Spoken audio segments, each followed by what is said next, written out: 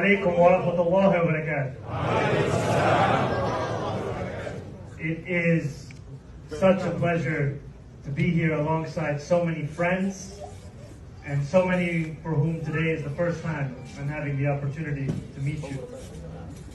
And this is the first Jum'ah that I have been to since we won our election on Tuesday. Allahu Akbar.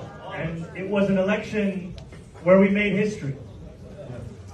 An election where we showed that what New Yorkers and New York City is craving is a city that all of us belong to, a city that serves everyone who calls it home, and a city where no longer will we have to debate who gets to call themselves a New Yorker, but one where we can in fact work to the benefit of all New Yorkers.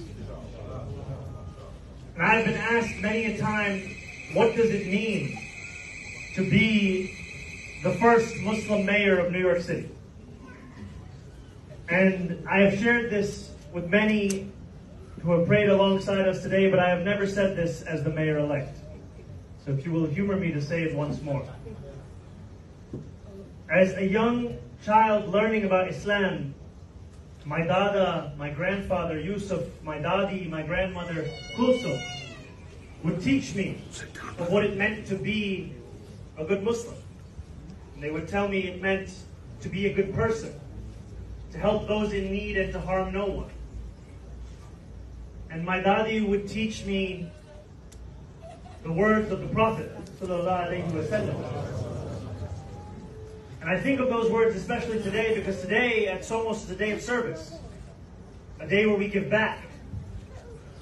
And the words of, if there is food for one, then there is food for two. And if there is food for two, then there is food for four. It reminds us that it is the choice to deprive some of food. It is a choice that we can change to ensure that all are fed. Because we remember that which has been shared with us as we have grown up, many of us in New York City.